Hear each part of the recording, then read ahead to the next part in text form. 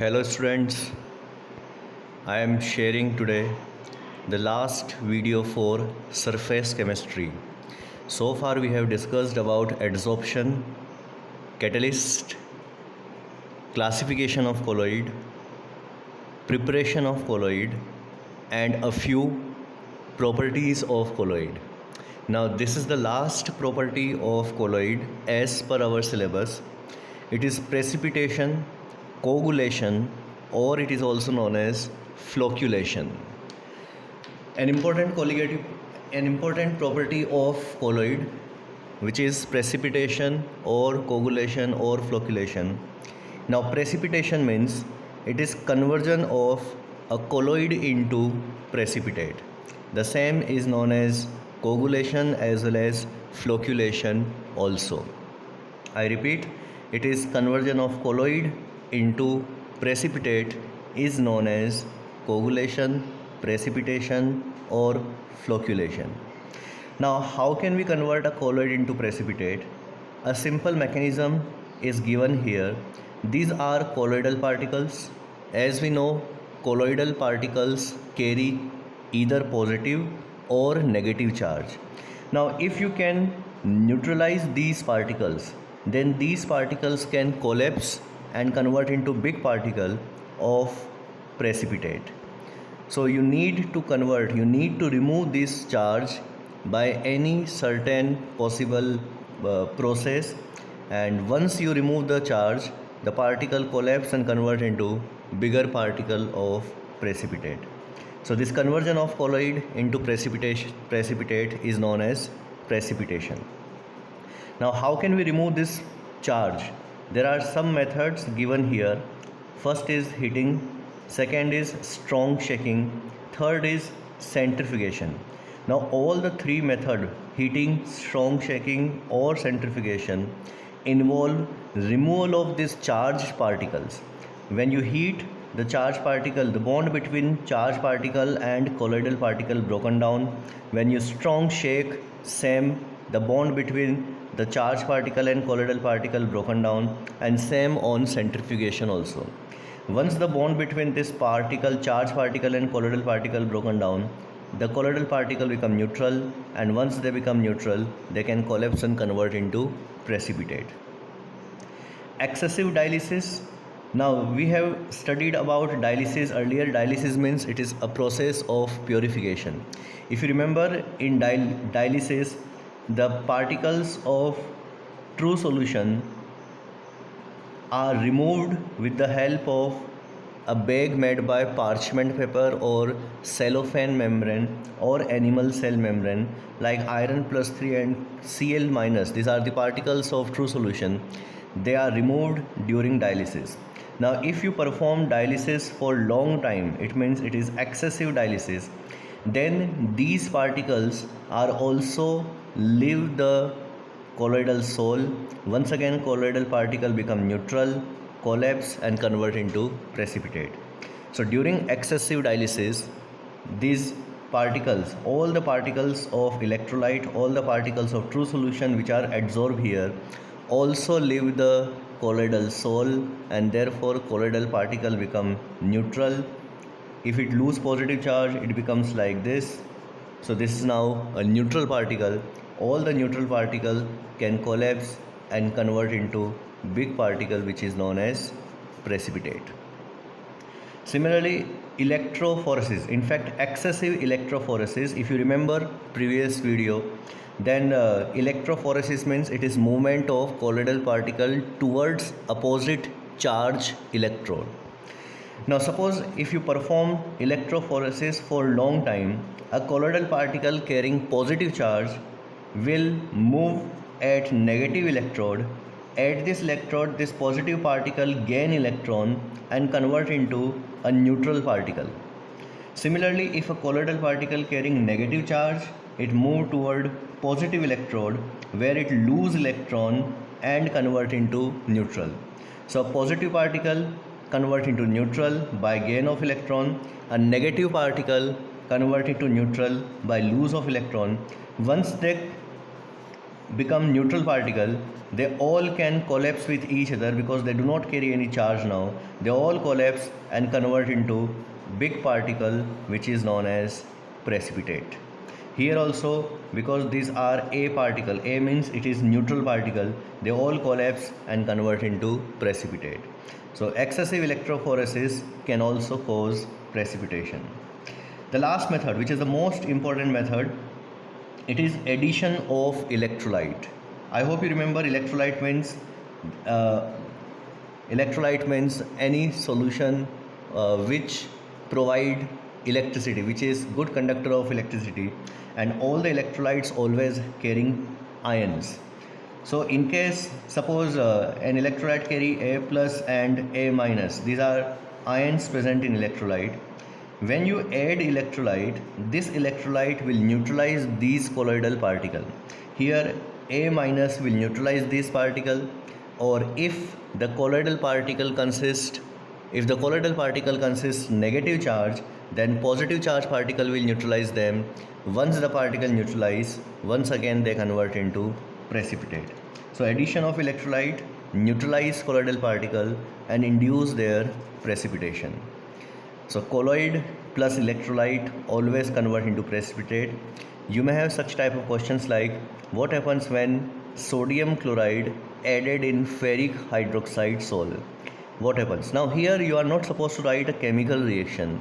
Whenever any electrolyte is mixed in any colloidal sol, answer is always precipitation. So here also precipitation will takes place. A scientist, Hardy-Schulze, gives some rules for this particular method. He gave in fact two rules. The first law says electrolyte carrying opposite charge is more effective for coagulation. Electrolyte carrying opposite charge than that of colloidal particle is more effective for coagulation. For example, if this colloidal particle consists positive charge, definitely a negative charge particle will be effective for its neutralization and therefore effective for its coagulation also. Another second rule, so this is more important for us. Look at this colloidal particle. The charge on this colloidal particle is +3. You have these three solutions: sodium chloride, sodium sulfate and sodium phosphate. Charge on chlorine is -1, sulfate is -2 and phosphate is -3. I highlighted charge of anion only because the colloidal particle carrying positive charge here. Now which look like most effective for coagulation, chloride, sulfate or phosphate?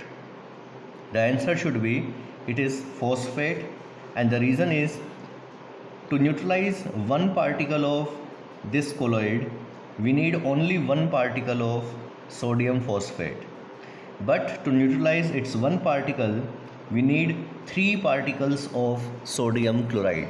As the charge on Cl is only -1, so to neutralize this +3 we need here -3, we need three particles of this, we need only one particle of this. So this is more effective for coagulation. In fact, all the electrolyte which carry more charge are more effective for coagulation. So this is second law given by Hardy-Schulze, which says coagulation power of an electrolyte is directly proportional to charge on ion. So its coagulation power is maximum and its coagulation power is minimum. Similarly, suppose if you are given this particular colloid which carry only +1 charge, now which is most effective for coagulation? Charge is +1, which is most effective for coagulation? Think. Once again the right answer is phosphate, not chloride. The reason is its one particle is sufficient to neutralize one, no doubt, but its one particle will neutralize its three particles. Its one particle will neutralize its three particles. Therefore, this is more effective for coagulation, whether it is for plus 3 charge colloidal particle or 4 plus 1 charge colloidal particle. So coagulation power is directly proportional to charge on ion. You may have a multiple choice question based on this particular. Now in continuation with this coagulation power, one more term, it is coagulation value. Now coagulation value is the quantity of electrolyte required for complete coagulation. If it is defined as, it is amount of electrolyte required in millimoles per liter. Here the unit is, we use a standard unit, that is millimole per liter. So concentration of electrolyte in millimole per liter required for complete coagulation of given colloidal sol in 2 hours. So here the time limit is given 2 hours. The amount of electrolyte required for complete coagulation in 2 hours is known as coagulation value. I repeat, the unit of the coagulation value is millimole per liter. You can understand here like this. This is a particular sol. The most easy way to convert the sol into precipitate is addition of electrolyte, and here the electrolyte required for complete coagulation of this sol is known as coagulation value.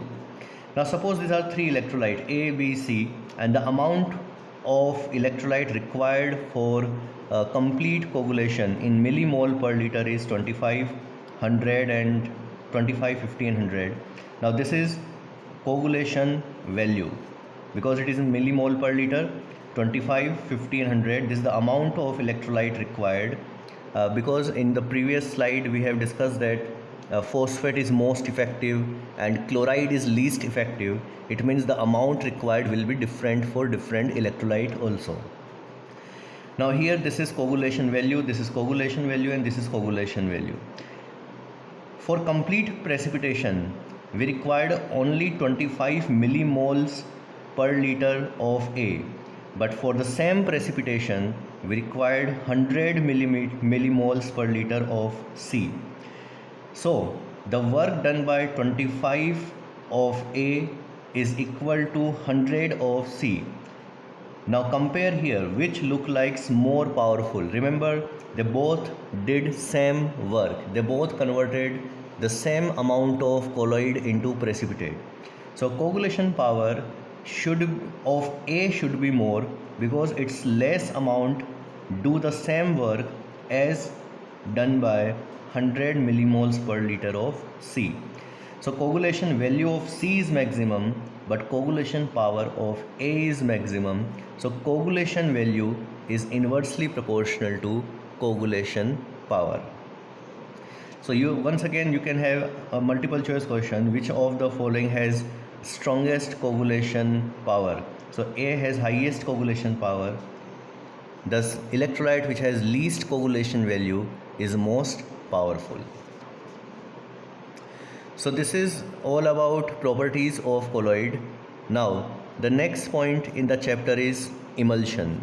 We have discussed earlier in the classification, emulsion means it is colloid in which both disperse phase and dispersion medium are in liquid state. There are 2 types of emulsions. One is oil in water and second is water in oil. As their name suggests, oil in water means here water should be in more amount. Here water is dispersion medium and oil is dispersed phase. This is water in oil. It means now oil is dispersion medium and water is dispersed phase. So these are 2 types. Try to remember by the imagination. Don't try to memorize them. Oil in water means oil dissolved in water, and here water in oil means water dissolved in oil. A good example of oil in water is milk, and a good example of water in oil is cold cream, cheese, butter, oil paint, and etc. You have seen both these 2 colloid in day-to-day life, and therefore these are good examples to understand the topic of emulsion. Now how can you identify whether it is oil in water or it is water in oil type of emulsion? So there are two tests for this. One is dye test and second is dilution test. How can we perform dye test? Look at here.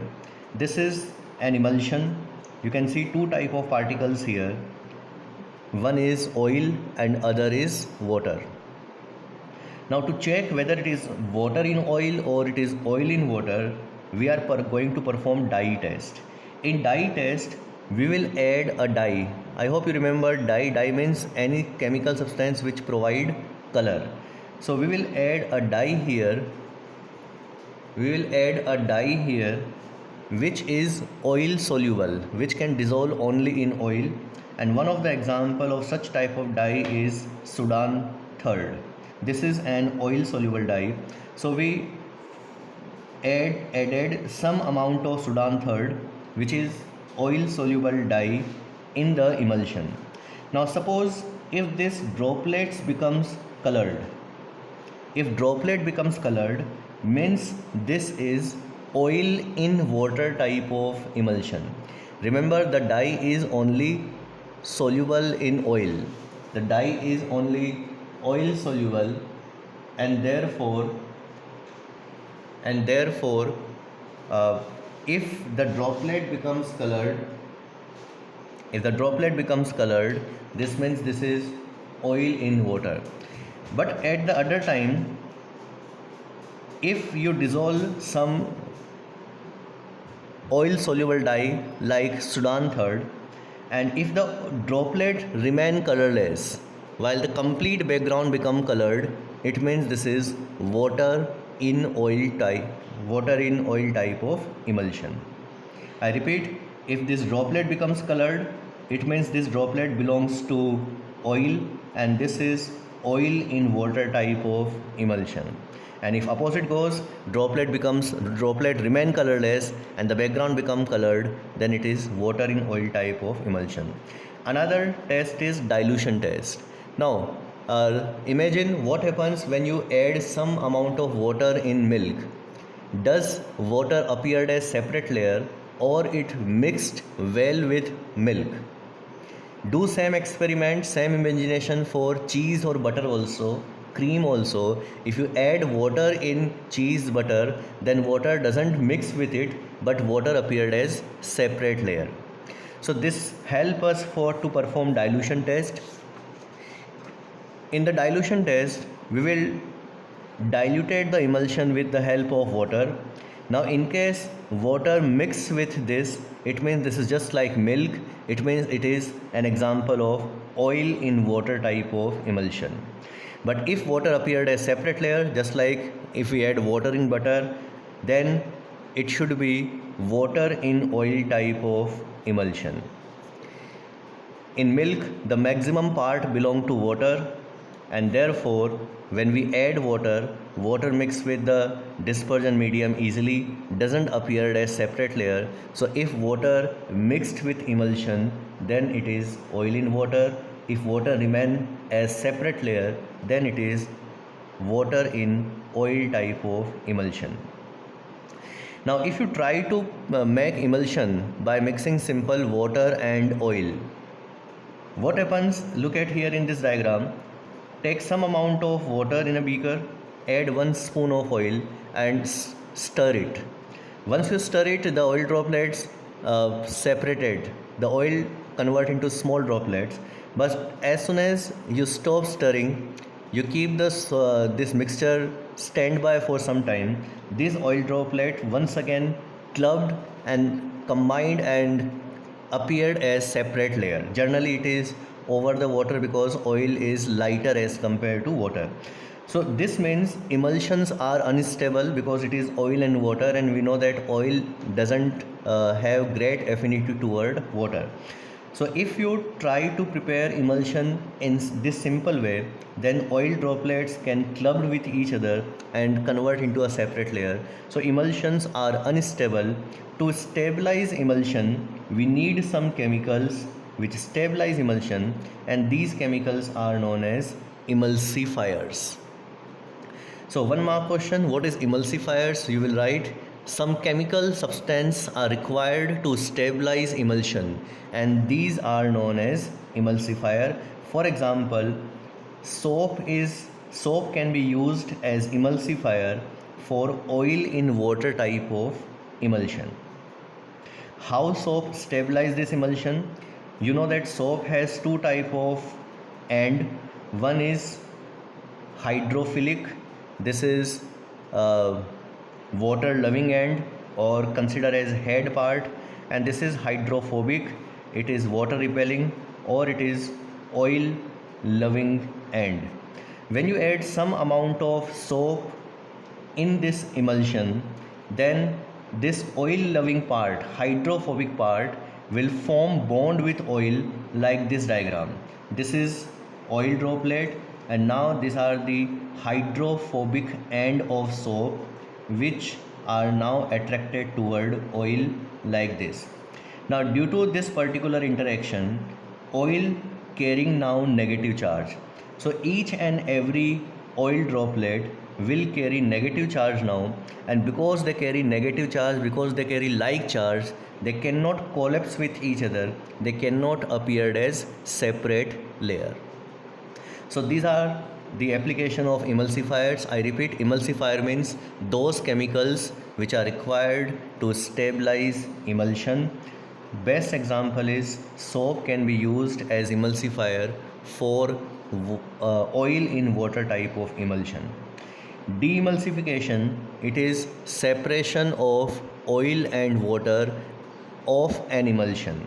How can we achieve demulsification? Once again, as we discussed about in coagulation, if you can remove this charge, then once again the oil droplet becomes neutral, they collapse with each other and they convert into a separate layer.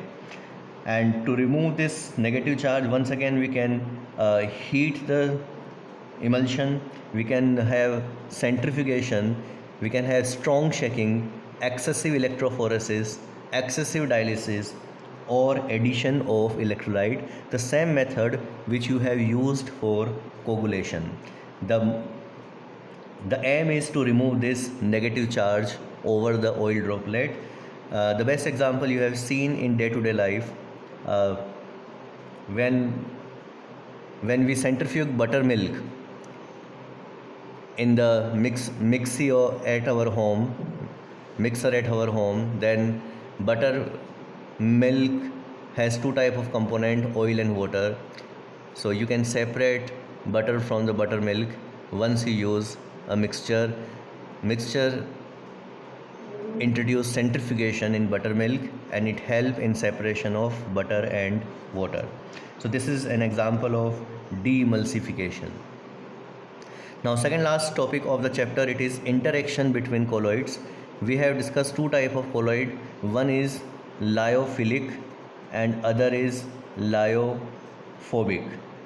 Now here we will discuss what happens when these two type of colloid mixed with each other. Three part in this segment. One is what happens when lyophilic mix with lyophilic.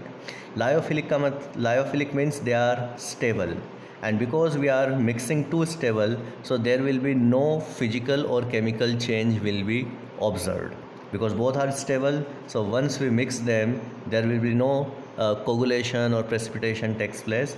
They are quite stable earlier as well as after mixing with each other also.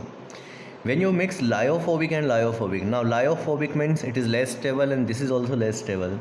When you mix both the lyophobic and lyophobic, then they always convert into precipitate, always coagulation takes place or precipitation takes place. The reason is either they neutralize each other. It may possible this lyophobic carrying positive charge and this carrying negative charge. So they neutralize each other and therefore they convert into precipitate, or they destroy their stabilizers.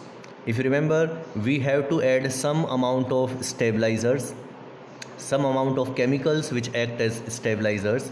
When you mix two substances, then the concentration of stabilizers will decrease and therefore coagulation takes place. Now third, it is more important for us, lyophobic and lyophilic, they are mixed with each other. Now this is stable, this is unstable. What happens when you mix them with each other? You know that lyophilic has great affinity between dispersed phase and dispersion medium, and they do not have affinity between dispersed phase and dispersion medium. So what happens when we mix with these two? We have such type of structure in the mixture once you mix lyophilic and lyophobic. Look at here this diagram. At the center you can see lyophobic. Lyophobic is surrounded by lyophilic, and then lyophilic is surrounded by dispersion medium. Now in this particular orientation, the colloidal mixture will be most stable because lyophilic and dispersion medium has great affinity, so they are in contact with each other, and lyophobic and dispersion medium do not have affinity, therefore they are as far as possible. So lyophobic surrounded by lyophilic, and which is surrounded by dispersion medium when we mix lyophilic and lyophobic. Now in lyophobic, once again if you remember the previous slide, lyophobic means unstable. How can we convert it into precipitate? The best method is addition of electrolyte. When you add NaCl or any other electrolyte in lyophobic, it converts into precipitate. Now NaCl added in lyophobic, it converts into precipitate. Look at here this example. If I add NaCl now in this mixture, then NaCl first interact with dispersion medium, then it will interact with lyophilic, and then only it can interact with lyophobic. It means these are two lyophobic, one is here and second is here. Precipitation of this lyophobic is much easier because here electrolyte can directly interact with it, but precipitation of this lyophobic is now difficult because this is surrounded by this is surrounded by lyophilic, and later on it is surrounded by dispersion medium also. So you can say that here the lyophobic sol is protected by this lyophilic sol, or you can say lyophilic form a protective layer around lyophobic sol. I repeat, lyophilic form a protective layer around lyophobic sol, which prevent its coagulation, or which makes difficult its coagulation when we add electrolyte. Now last point here, different lyophilic will have different protective power, and to compare this protective power we use a term that is known as gold number. So what is gold number? Look at here, this is 10 milliliter standard gold sol. Remember, this is example of lyophobic sol. When we add 1 milliliter 10% sodium chloride, it will convert into precipitate. I repeat, this is lyophobic, this is electrolyte. When you add this electrolyte in this, it converts into precipitate. If you want to prevent precipitation, you need to add lyophilic sol, which will form a protective layer around this lyophobic sol. Amount of this lyophilic, I repeat, amount of this lyophilic required to prevent coagulation in this particular condition is known as gold number. So it is lyophilic sol required, here the unit is used milligram, lyophilic sol required in milligram to prevent coagulation of this 10 milliliter standard gold sol when you add 1 milliliter 10% sodium chloride solution is known as gold number. Now once again, gold number is inversely proportional to protective power. The lyophilic which required less amount will have more power to prevent its coagulation, and the electrolyte which required more amount will have less power to prevent its coagulation. So gold number is inversely proportional to protective power. Now last point of the chapter, it is application of colloids and colloid around us. Now these are some day-to-day life observations and properties. One is sky look like blue. The reason is the blue light scattered by dust particle present in air. Formation of delta. You have studied in geography that when river water mix with sea water, we observe formation of delta. Artificial rain, treatment of sewage water, and Cottrell smoke precipitator. All are based on same mechanism. We starting with delta, formation of delta. River contains sand particles. These sand particles are colloidal particles, and because these are colloidal particles, they do not settle down under normal gravitational force. Once this river water mix with sea water means it is source of electrolyte. These electrolyte will neutralize these particles. The particles collapse, convert into big particle, and therefore finally they settle down where the river mix with sea. So this is an application of colloid, formation of delta. Similarly, artificial rain, clouds carrying charge, they are colloidal particles. If you spray some amount of ash, sand, or any electrolyte over cloud, the particle get neutralized, and once they neutralize, they collapse and convert into big particle which fall down and known as artificial rain. Treatment of sewage water. Sewage water has many colloidal particles which must be removed for during its treatment. To remove the colloidal particles, we pass sewage water through a metallic tunnel. You can see this is a metallic tunnel. The outer body carrying positive charge, and in inner side we have an electrode with negative charge. When the colloidal particles pass through this metallic tunnel, the charged particle get discharged. Once they get discharged, they collapse and settle down in form of precipitate. If colloidal particle consists positive charge, it gain electron at negative electrode, convert into neutral. If colloidal particle carrying negative charge, it move toward positive charge electrode, lose electron and convert into neutral. Once they convert into neutral, they collapse and convert into big particle. Cottrell smoke precipitator.